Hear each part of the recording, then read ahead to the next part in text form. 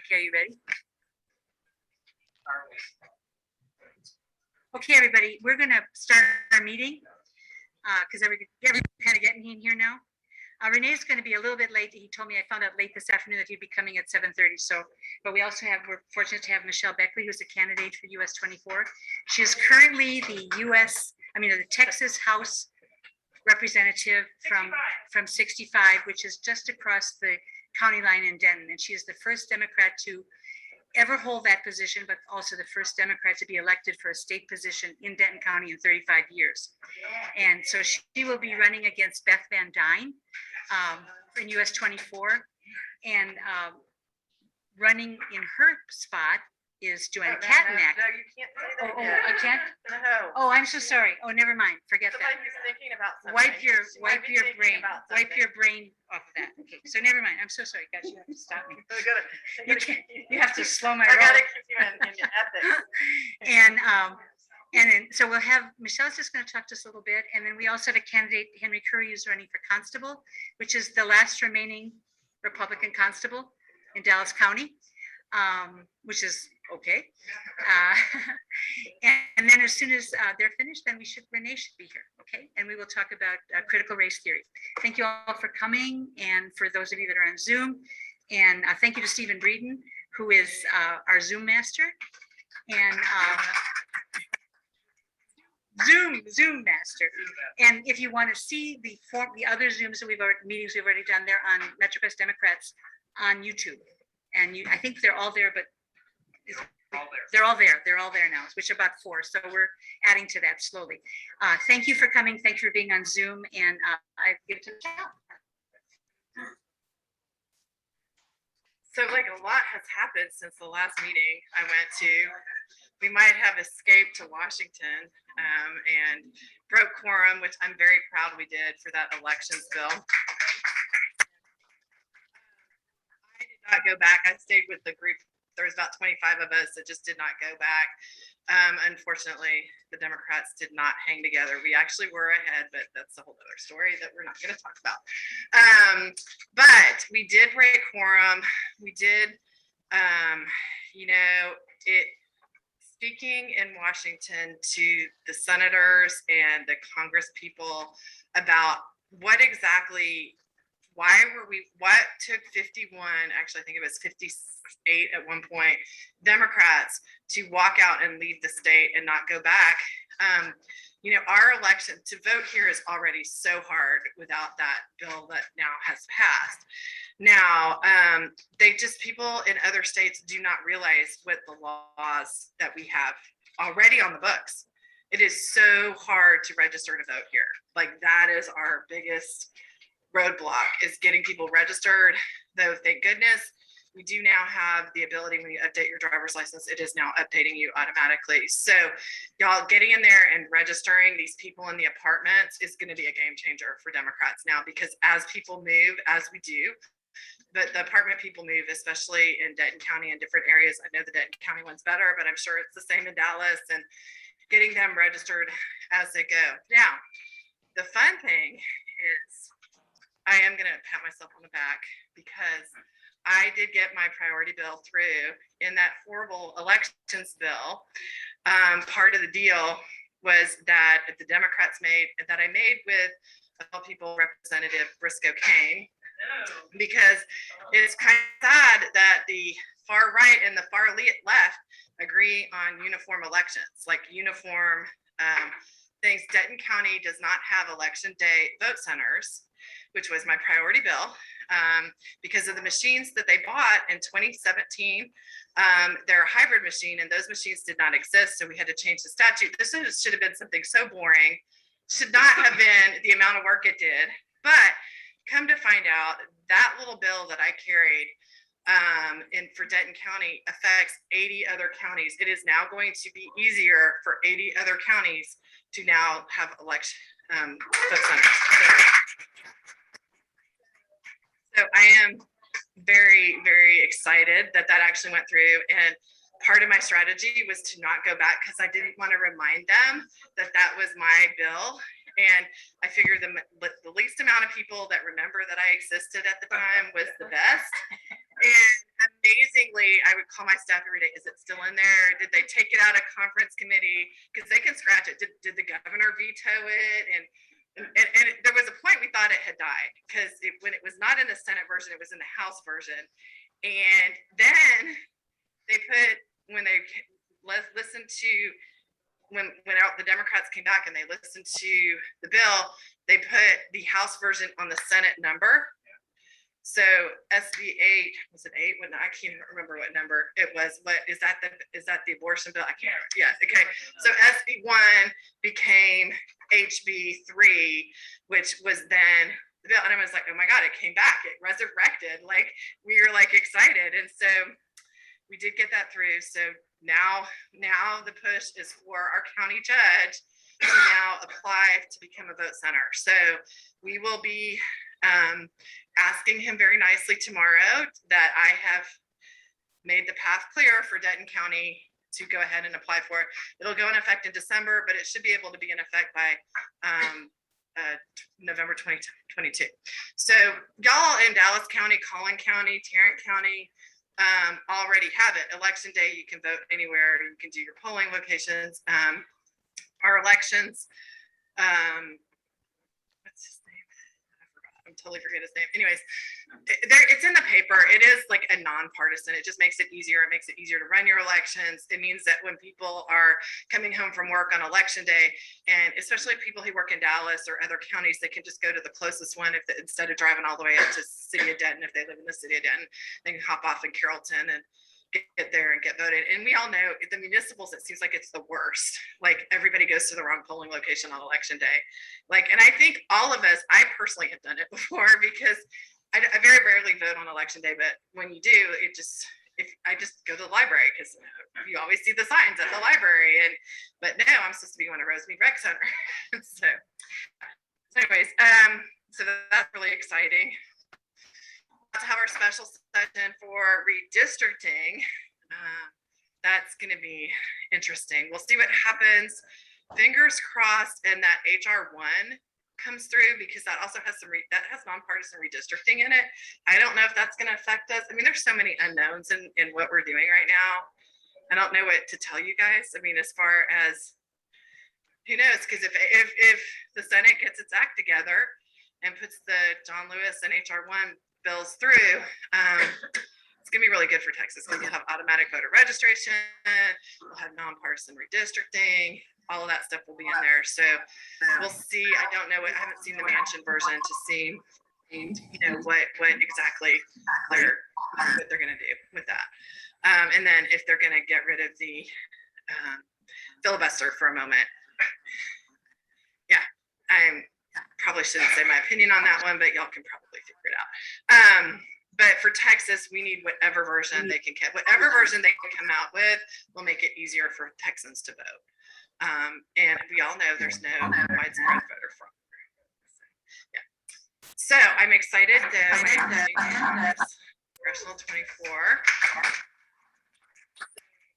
is very exciting to have been recruited to run for office this instead of just blasting my way through last time. But it is important to start. We know how hard it is just to get those districts, get the infrastructure, get the block walking, get everybody organized. Now we don't know exactly what that district is going to look like, but the maps I've seen have it very similar. It was interesting when I announced Karl Rove went on Fox News and talked about me. He knows my name. So y'all very excited about Karl Rove, and I talked about me. Beth Van Dyne spent a week on Fox News and Newsmax talking about me. What's the eye patch guy? Crenshaw couldn't stop tweeting about me. So needless to say, I think the Republicans are very worried that I'm running against Beth Van Dyne. So yeah, so we're gonna flip this district. I feel very confident in it. We are just gonna get organized. We are having my first in-person fundraising brunch, and Miss Joanna Katnack in her new house is hosting that. It's $24 tickets, or if you would like to be a sponsor, there's sponsor levels as well. we'll just, talk good thing, and we gotta have a good first quarter fundraising. It's looking pretty good. So if you guys want to do that, go to my website. It's not on my website. It's on my Facebook page, or send me a message and I can get it to you. So you can even ask Miss Katnack. I'm sure she can. I guess she's Mrs. Katnack. Anyways, but yeah, so I'm very excited. And those of you who don't know, she ran on State House 108, and so she's a very experienced candidate that we now have in Denton County, which we need. We have very few of those. She lost by just a whisker. Yeah, she lost by a whisker.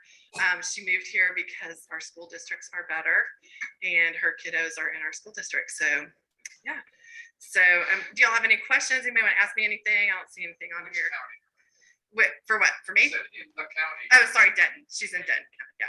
You're in Dallas. I know. Yes, I understand, but we're across the street over there. Yeah. Michelle, the pundits are saying that there's probably a better chance that the John Lewis Act will pass than HR 1. So if that happens, if you do get, or Congress gets the John Lewis Act passed, how will that help situation?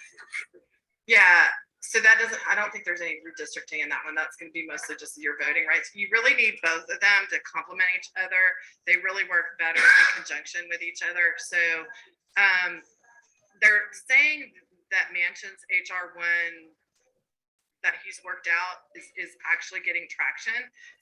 And that is what President Biden just recently talked about.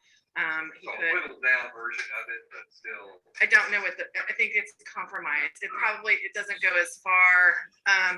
HR 1. So HR 1 wasn't really ever meant to be a standalone bill. If you know the history of it, it was from End Citizens United, and it was mostly something you campaigned on, but maybe it's not going to be a compromised bill. So it's becoming what will get passed. So HR 1 was pretty. I guess I should use the left hand. I should use the left hand on that one. So getting the bipartisanship worked, or at least get it to the middle for some of the moderate Democrats. Yeah. Regarding the automatic voter registration, you only need your driver's license. Mhm.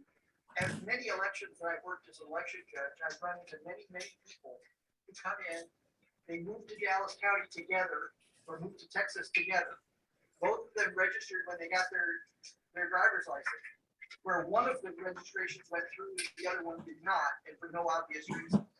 And so I'm really concerned about how the automatic voter registration with driver's license seems to be at least problematic. Very often That has only been in effect since October of this past year.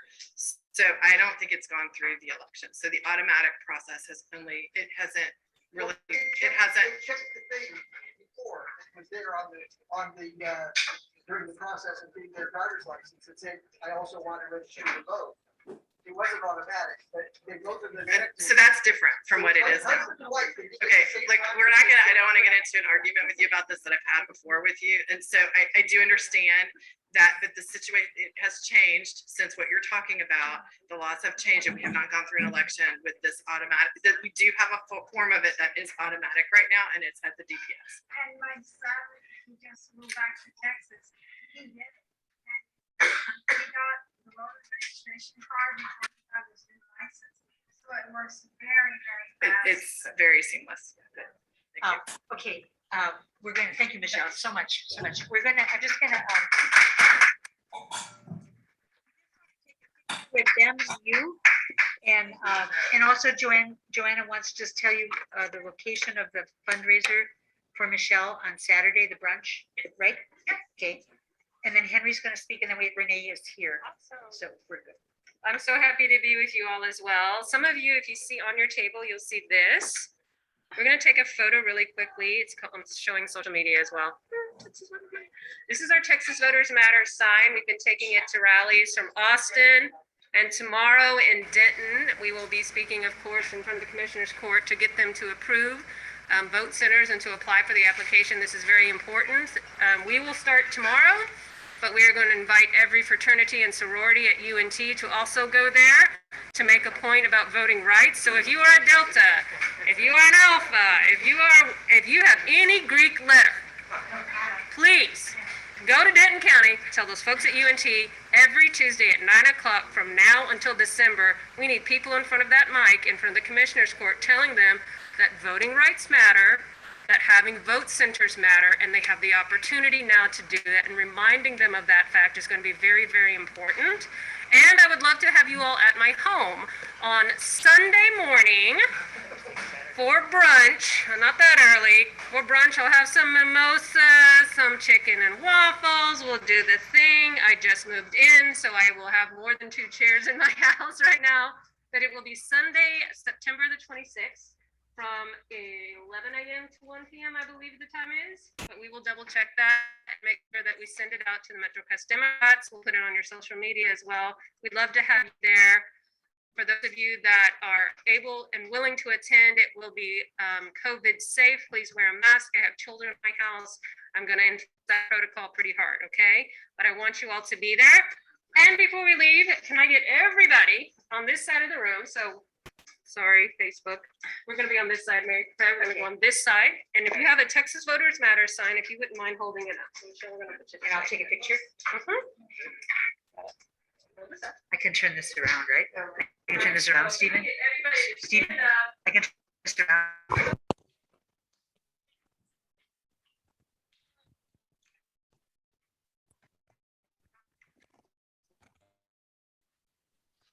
You want to be in it? And I'll take.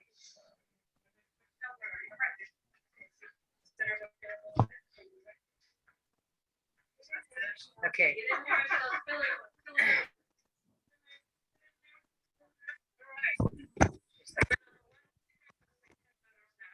Ready? 1, 2, 3. Time. 1, 2, 3.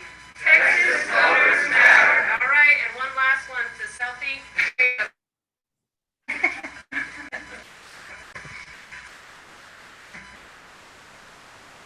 Well, I'm sure the governor sees this and Beth Van Dyne. Yeah. Big wave, everybody. Hi, Beth. All right.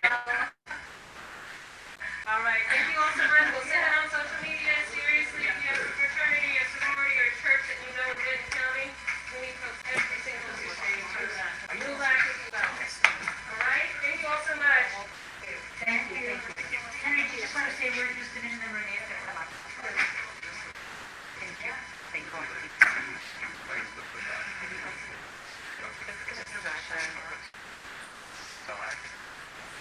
How's everyone doing this evening? Oh, okay. Thanks, Fred. Recurring Constable Precinct 3. That precinct consists of Richardson, Addison, Carrollton, Farmers Branch, Highland Park, University Park, and parts of North Dallas. Okay? Right now, that is the last Republican stronghold in Dallas County.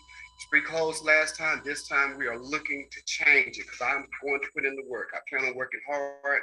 Have a lot of experience. This past June, made 25 years with me serving and working for the citizens of Dallas County. I currently served as assistant chief at the neighboring precinct in Garland and Mesquite area, precinct 2, former assistant chief there. Have a lot of experience. I've worked in all facets of the constable's office, and what I plan to bring to the office is experience and leadership. And the way I plan on doing that is just by being involved, engaged, and involved and engaged within the community. Okay, and so I have some literature to pass around. Just tell you a little bit about myself. I'm married, I have 3 children, and we're happy to be a part of this community, and I would appreciate your vote and your support.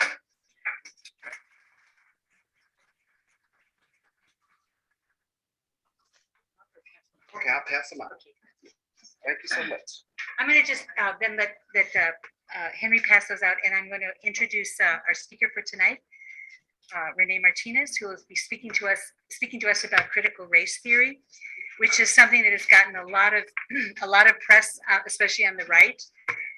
Something that is really intended not to be taught in elementary school and high school. It was a legal concept, but they've taken it as a catchword to cover anything that has to do with racism or slavery or anything they don't want us to talk about. And so I'm going to let Renee, who is head of District LULAC Council 100. And I have I put everything in the email we sent out about him, and I don't have it right at hand, but he's very well credentialed. He's worked for many years with the DISD school district assistant to the superintendent. He's been on the Mayor's Commission for Crime, and we're very fortunate to have him here tonight. So if you would like to come up, Renee, I'm very grateful to have you. Thank you so much.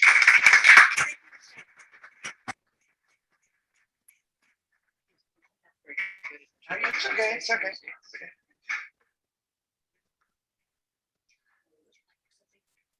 I see, it's fine. Good evening, how are y'all?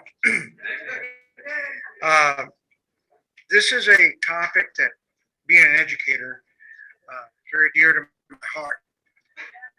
I've been involved in public education for school desegregation, as an administrator of the school for 40 years.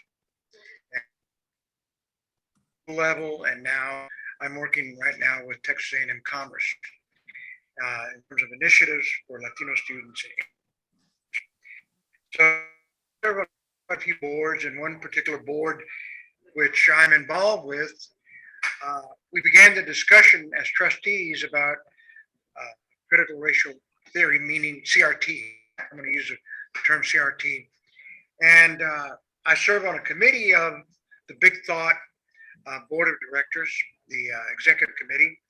And we began discussing CRT several months ago. And some of our folks on the board, pretty well informed individuals. Big Thought is a major nonprofit organization in Dallas, multi-million-dollar organization helping young people. I volunteered to kind of look at what CRT is all about, and I developed a paper that I sent to your leaders, and if you want to get a copy of it, and it's kind of in a Q&A format. There's been a lot of discussion since that 2 months ago when I brought the issue up, which wasn't new, but there's a lot of misgivings, lack of information, a lot of confusion, a lot of conspiracy theories. In this realm that we're in, there's a lot of that. A lot of lies, plain lies of what CRT really isn't. So I developed this little fact sheet and I did a little reading. Since I'm a college professor, I did a little reading. I went to Education Today and a couple of sources. So the information I to you is not anything that I created. It's out there. All you have to do is now, go to the Washington Post, go to New York Times, go to Atlantic, fair articles about a lot more extensive articles about this. So I wanted to bring this to you. So I'm going to kind of address the and then an answer of a CRT. Critical racial theory is an academic concept that is more than 40 years old. The core idea is that race is a social construct, and that racism is not merely the product of individual bias or prejudice, but also embedded in legal systems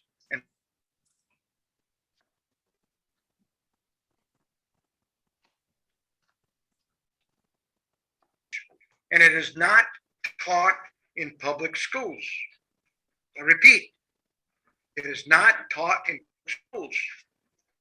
It's not part of TEKS. It's not part of STARS. It's not part of the core curriculum in the public schools.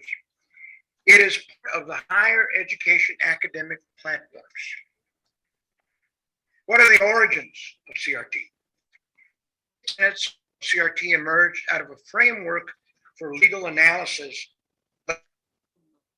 in the early 1980s, created by legal scholars Derek Bell, Kimberly Crenshaw, and Richard Delgado. Is CRT being implemented in our public schools? CRT, as I mentioned, is not a curriculum that is used in public schools. 12. Those of you that are teachers, and as I am too, teachers have the latitude to factual, historical events, political that have affected the country using factual references and sources. As I'm a history major from SMU. Example, what really happened in the Battle of the Alamo? What really happened? Who were the Texans and Tejanos that defended the Alamo? What were their motivations? How many were present and killed in the Alamo? How many Mexican soldiers participated in the battle? How many were killed totally? Survivors. Did slavery have a role in Texians declaring independence from Mexico? So those questions, I added those into my research, and those would be questions that if I was teaching Texas history between 1832 to 36 during the Revolution, I would be asking those. I would be posing those questions to you as my students. What are the fears of CRT, and who are the critics? The Heritage Foundation is a major organization that has recently attributed a whole host of issues to CRT, including Black Lives Matter protests, LGBT clubs in schools, diversity training in federal agencies and organizations, plus many states' efforts on ethnic studies, plus free speech debate on college campuses. Alternative to exclusionary discipline, such as here in Dallas, we have been targeted as parts of CRT. Quotes such as CRT is destructive and rejects the fundamental ideas on which our constitutional republic is based are being used. The question, how is CRT taught? CRT is used in law schools, for those of you that are lawyers, graduate schools, and other institutions of higher learning, including federal and state agencies to address racial and ethnic diversity. What effects does banning CRT have on education in higher education? I'm in higher education. So free speech, open debate about critical racial and ethnic issues and policies can be hampered and stymied if CRT is continued to be attacked. Censorship will be forthcoming, and institutions of higher learning will diminish their academic rigor and reputations. So, in conclusion, why is CRT important for our country and our society? CRT allows our educational institutions to continue a healthy dialogue about race, ethnicity, and more importantly, our history, using viable facts, data-driven discussions, and speakers in our classrooms and corporate settings. So those are just a few of my thoughts that I wanted to give to fellow board members a big thought in terms of what is CRT, what it isn't. And fast forward 2 months ago to now, we have a Senate bill that was passed, or I think it's in the process of being passed, or was passed, Senate Bill 3, that basically is going to do what I just said. It's going to censor people. It's going to put an incredible amount of pressure on school boards, starting with a TA, with a commissioner, Mike Morath, school boards, and then those school boards in terms of what are they going to do with this new legislation? What type of changes are they going to make? Here in Dallas, we have a very robust ethnic studies programs Chicano studies programs, and black studies programs. Well, CRT, or the ban of CRT in this legislation would basically say to high school instructors, you cannot teach Chicano studies courses. Having taught Chicano studies courses at SMU, couldn't teach anything about history. The history of Mexican Americans from pre-Columbian to colonial to the role of the Spaniards in the conquest of Mexico and Latin America. Couldn't do that. That's history. It would be banned. And so it places teachers in a very awkward situation. Do I continue to teach these critical issues using, again, sources, references, discussion points? At colleges, we do that all the time. All the time. In high schools, we do it in many cases.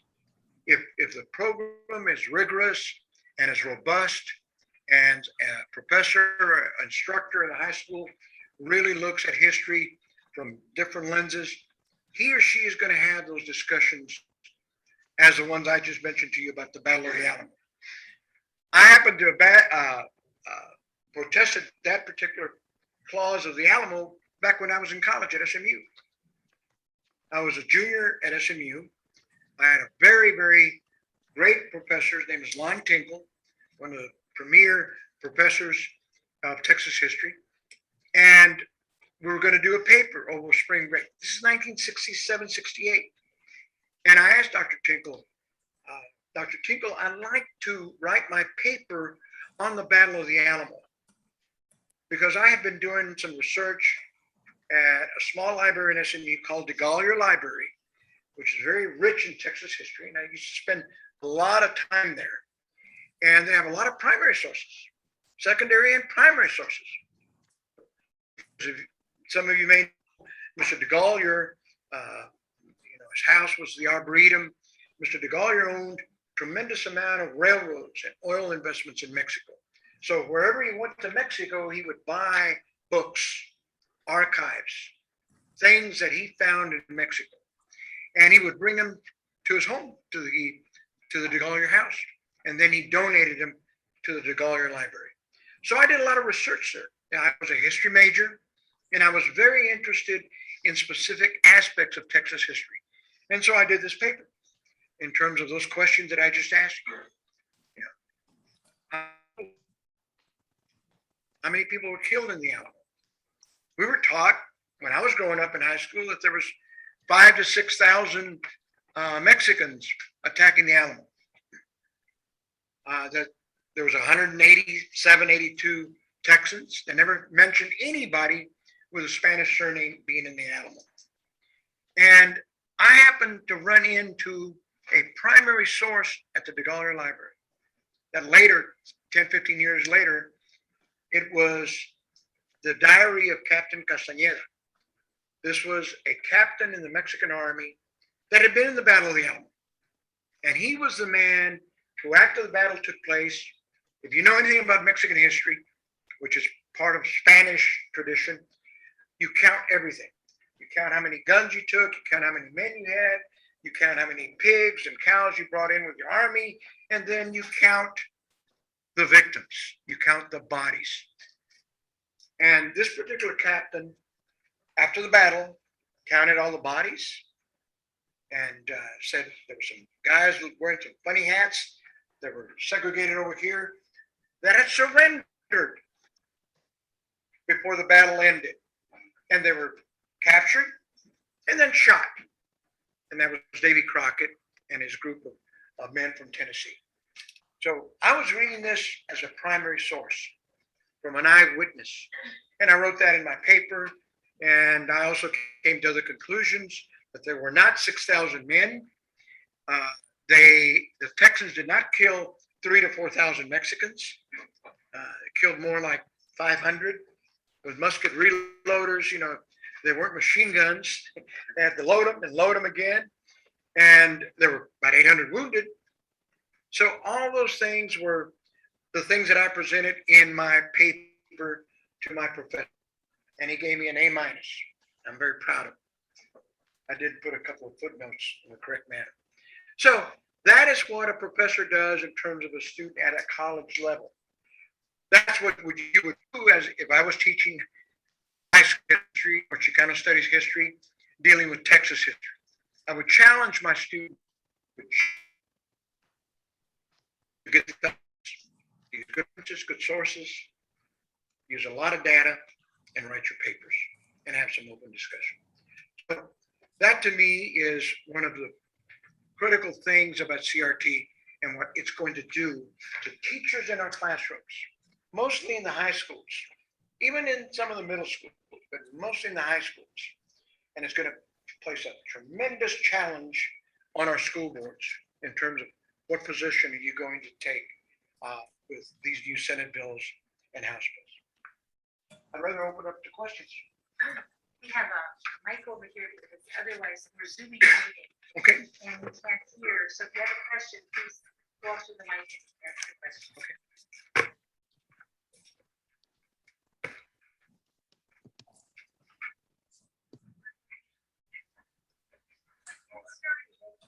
Sure, I'll start it off. Professor Martinez, thank you very much. David Grace. I wanted to ask you, with this new law, based on what you know about it, that is prohibitive of teaching CRT, who's going to enforce this? I mean, is there going to be a prosecution? Is there criminal penalty? Is it civil? I mean, Dr. So's not going to pursue this. So who's going to? Just what are your thoughts on that? I think it's going to be very similar to the mask mandate.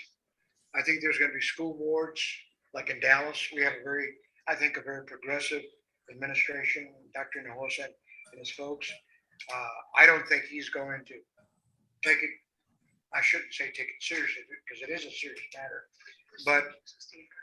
But I don't think that there's going to be any mandate in itself at the board level because you have TA, state mandated issues that come down from the legislature. They then go to the commissioner. The commissioner then sends out specific mandates to local school boards. And that's what they're called, independent school boards. So I think it's going to be based up to those independent school boards. Now, you go to the Colony, you go to Carroll ISD, who knows? Okay? You're reading about what they're doing right now just with masks. This is a lot, in some cases, more controversial because that people are thinking, like I said in my Q&A, that this is a curriculum. It is not a curriculum.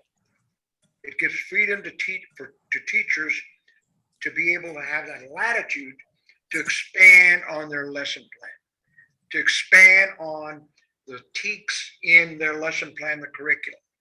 So I can't answer that. I think it's going to be up to the superintendents that are courageous, like Dr. Hinojosa was with a mask mandate and said, we're going to do it because he sought help from Dallas County and medical officials and said, this is a safe thing to do. I think he's going to do the same.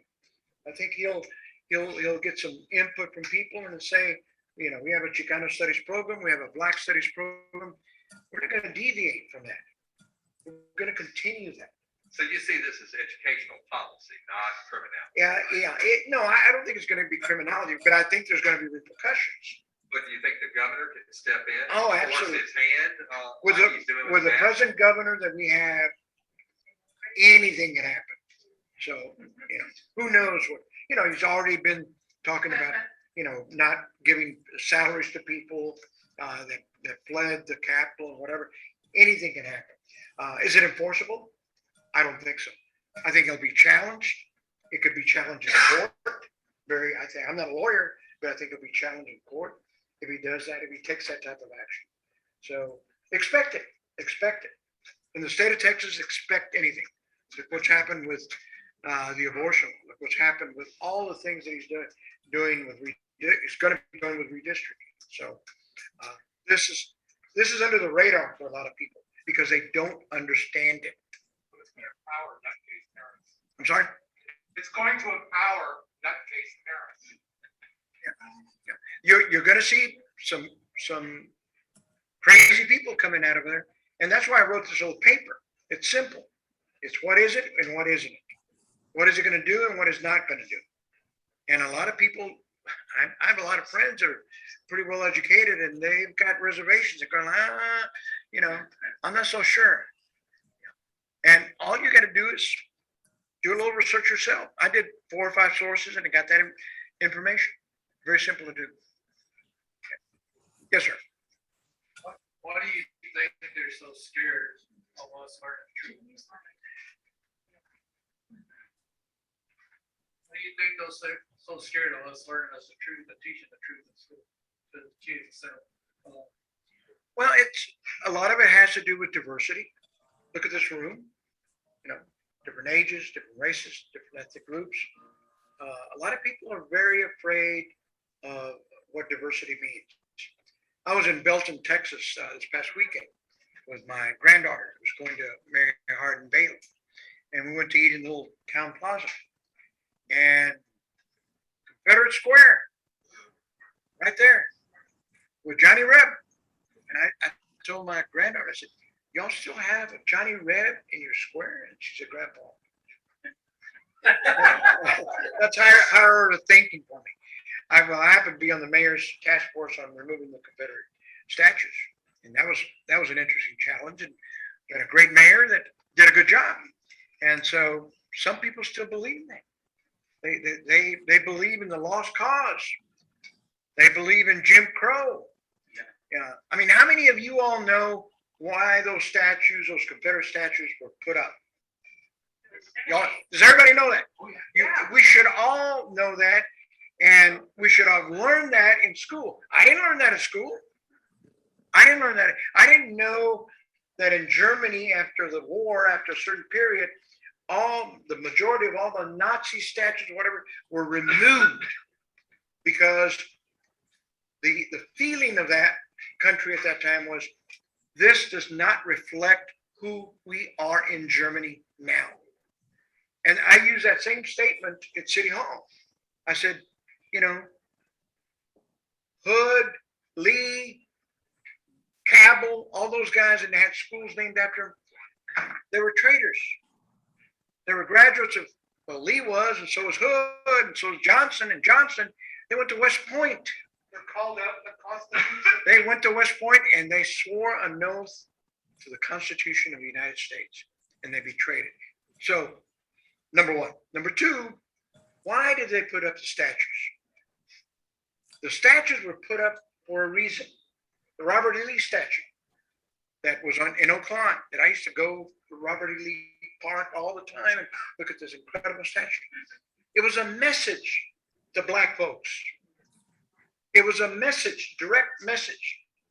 The statue that just got removed in Richmond. I didn't realize it was, our little statue at Lee Park was tiny compared to the statue in Richmond. That was a 6-story high statue. So it's a message to Black people. You say,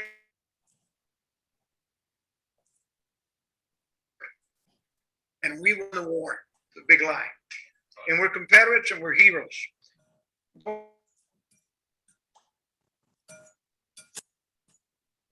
People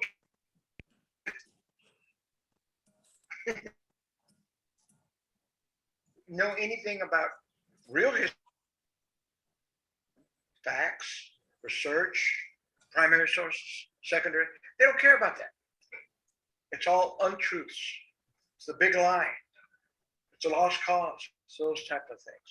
And so you're arguing to the wall if you try to get in a debate. Yes, sir. Oh yeah, I was going to say that one thing I've seen Republicans do on social media is that they love to point out things like, and then the Democrats were the Confederacy, they were the ones who owned slaves, but yet that they're the ones who are getting upset about removing these Confederate statues.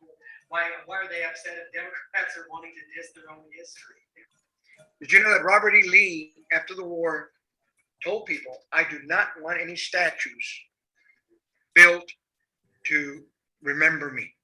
And his whole family were like, we're not in favor of statues for our grandfather, our great grandfather. The own family.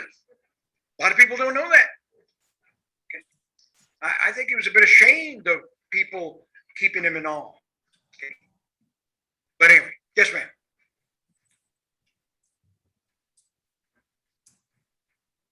In your research, besides the Heritage Foundation,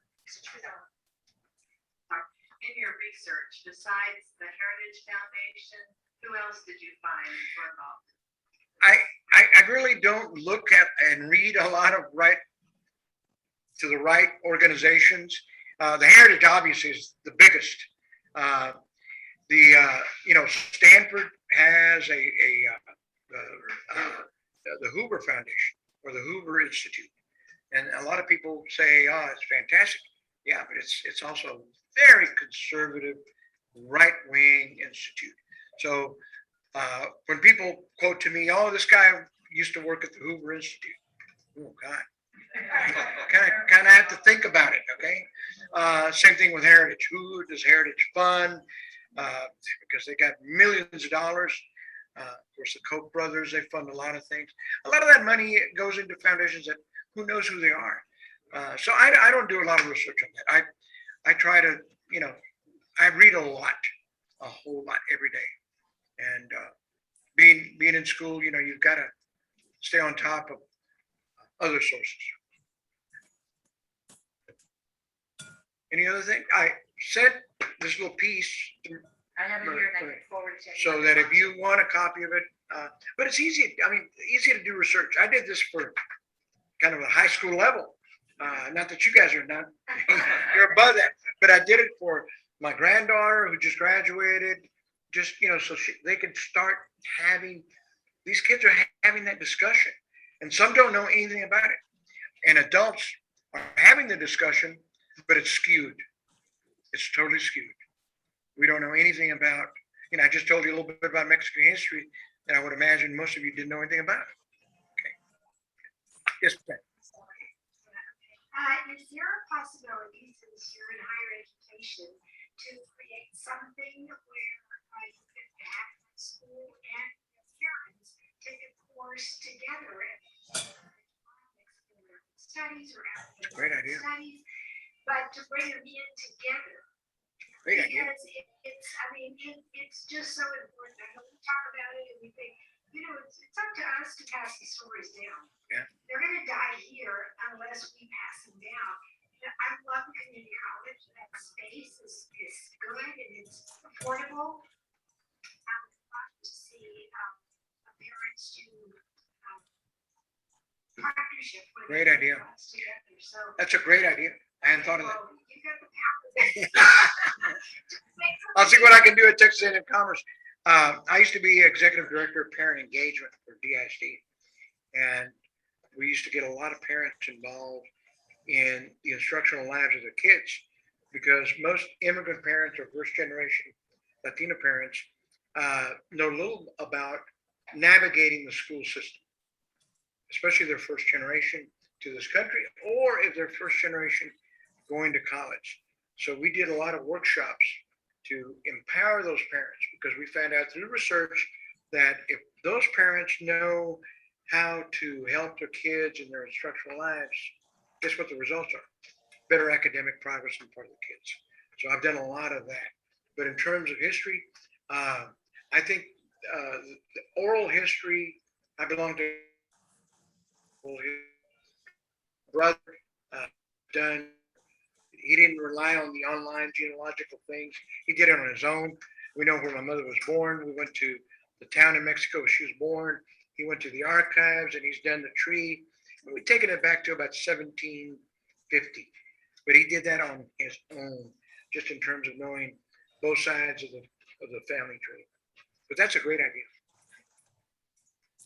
Anything else? Yes, sir. What's the end goal of this, of them taking on the Sierra Talent stuff? What do they want to accomplish? Well, remember when I mentioned that they're against diversity training and racial training? You all may have read about Santo Rodriguez, the young man who was killed in 1973.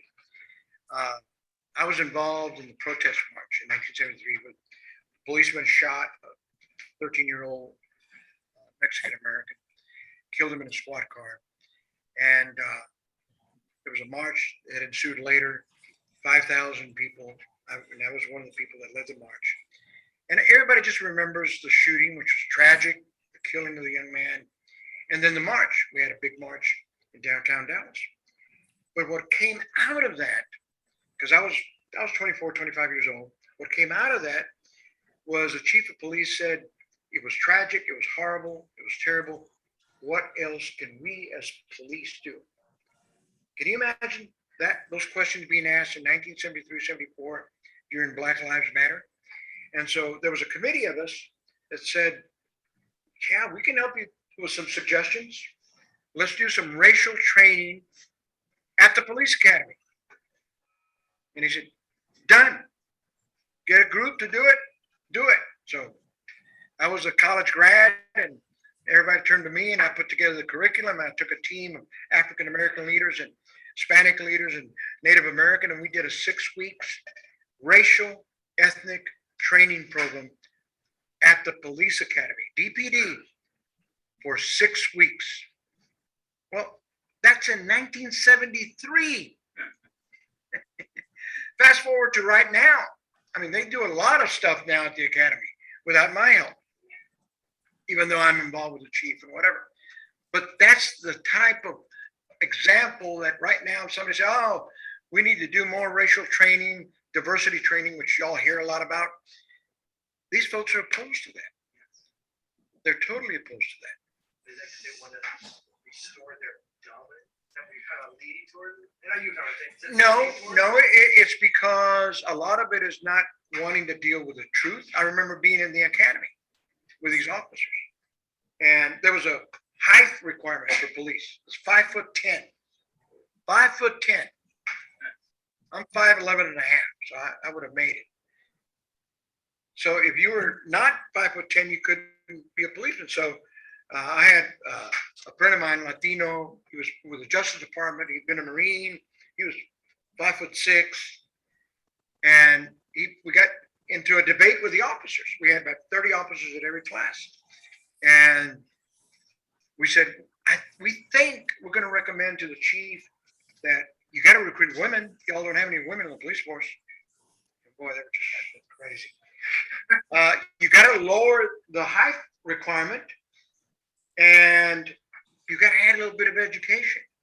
Well, they went crazy about the height requirement. You got to have big guys to be able to arrest me. And this friend of mine, Pete Baca, he made the comment. He said, officer, I'm 5'6". I was a Marine. And in Okinawa and Iwo Jima, the Japanese were beating the shit out of us. And they were, the average height was 5'4", 5'6". Height had nothing to do with us finally defeating them, but they were just killing us. So that was a debate. And the officer looked at us and said, okay, sensible. A sensible debate, a sensible discussion, instead of this thing about, lies and data that's not existent, conspiracy theories. So I think a lot of people just don't want to deal with that type of scenario. Have that comfortable debate, reasonable debate too. Well, I think it's really disturbing and concerning when I see a lot of Hispanics. That is what? When I see a lot of Hispanics who don't understand the lesson of happening. And I just don't, even some of them are police officers. No, sure. And it's very. Hispanics are not monolithic. We're not all the same, and there's diversity even within ourselves. I found out the other day that one of my brother-in-laws in Austin hasn't been vaccinated, and he was at our house, and he was told my wife later, his brother, not vaccinated, caught COVID 2 weeks later. So we come in all colors, we come in all sizes and all shapes and philosophies. When they talk about the what happened in the Valley during the election, there's the Valley. Mexican Americans in the Valley are very different than some of the Mexican Americans in this part of the country. They've had a different history and story. Not all of them. Cuban Americans, very different. But then there's some Cuban Americans that also have had some other different experiences. But there's Cuban Americans that just, they see communism in red in everything. And I have some of my best friends are Cuban Americans. So not all Latinos are going to be lockstep with the Democratic Party. Just not. Okay. Just the way it is. Well, and it's not just the Democratic Party, it's the history. Oh, yeah. It's the fact True. that they just, it's not. We need the mic, we have to talk about it, because they can't hear what you're saying. Everyone's right. It's not the Democratic Party, it's history. It's history that they've the way of their lives, they seem to embrace it, and it bothers me. Well, it depends on Hispanics again. I've gotten into debates with Hispanics. When you really start to talk to Hispanics, mostly Mexican Americans, about history, and they really don't know what they're talking about, and you start getting them facts, and you find out where they're from. I don't know. And if they do know history. Mexicans in the Valley, South Texas, have a very But I rich don't know history. where Been there it would be. generations. When Mexico Unless it's was that had all second of bedroom Texas in that area. closet Mexican Americans in or New in this Mexico are very closet. different. They're don't know. multi-generational. Okay, they say we didn't immigrate anywhere. We've been here since 1690. So they bring a lot of different stories than those of us that have been here, in Dallas, born and raised here, first generation. Thank you very much. Thank you, Renee, very much.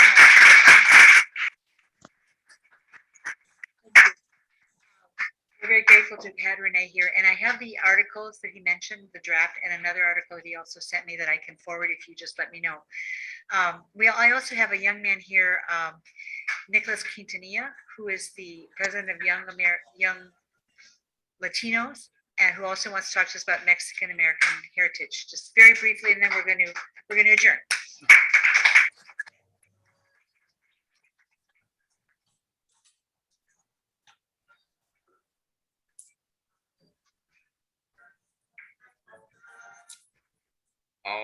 First of all, I think before I go any further, I think we should all give a huge round of applause to Mr. Martinez.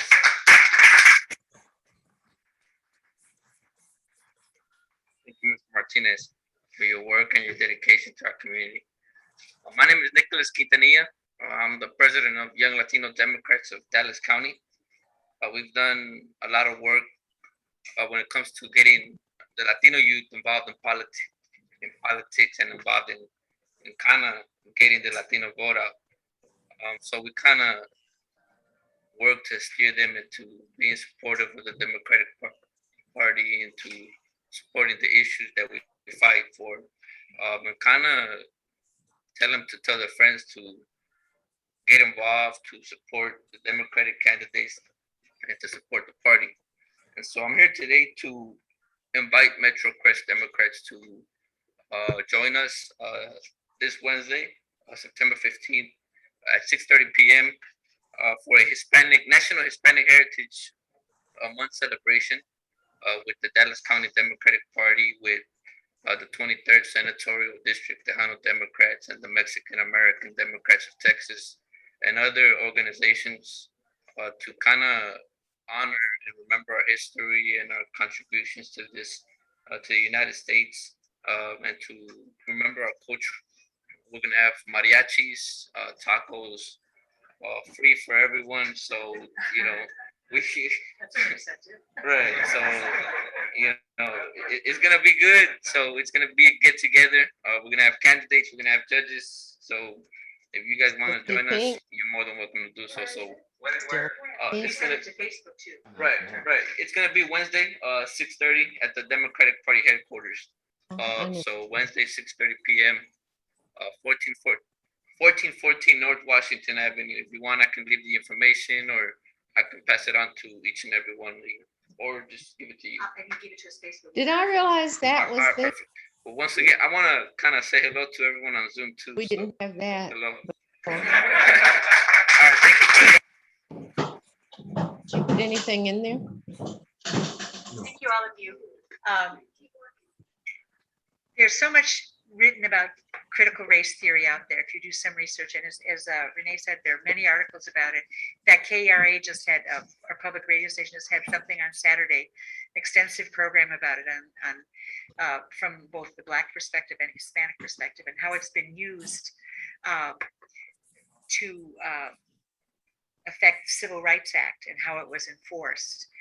So that it's got a lot of depth, and it's got a lot of ramifications, and it's something that's been simplified so much that it just becomes this like sort of one little thing, and it's so broad, and it affects really all of us. I mean, we have such diversity in our country, and Hispanics, but also from India, from Asians. And it's one of those things that can be used from Canadians, Brian.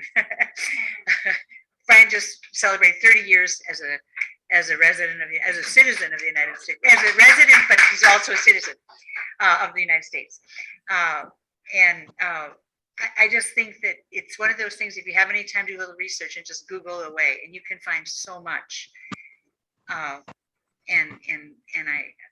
It's really worth thinking. And in fact, I read an article speaking to a law professor about coming, and he couldn't make it, how they had used the critical race theory to classify Hispanics as white.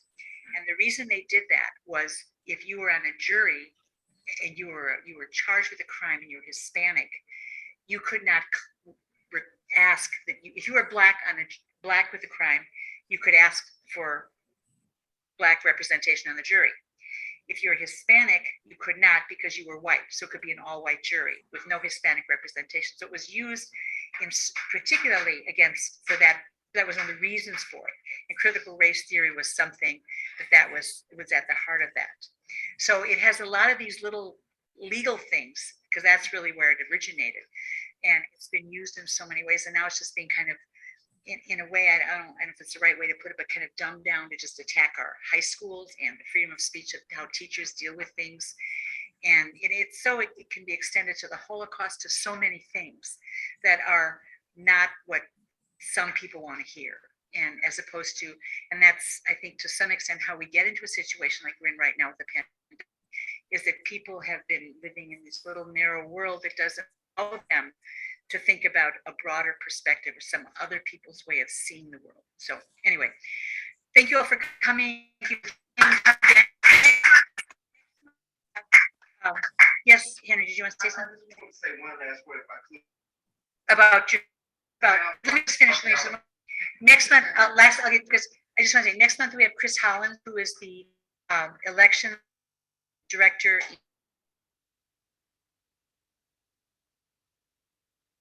Was here in Texas, was designed to prevent.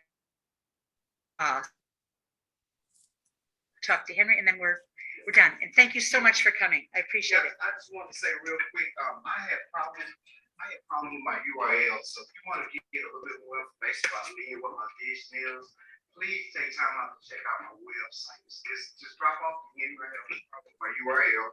So if you just drop off Henry Curry Constable, just put in Curry for Constable. Please check out my website. Look at my experience, what I plan on doing with this office. Thank you so much. Thank you for running. Thank you everyone for coming, and I look forward to seeing you again. Appreciate it. Thank you. Good program.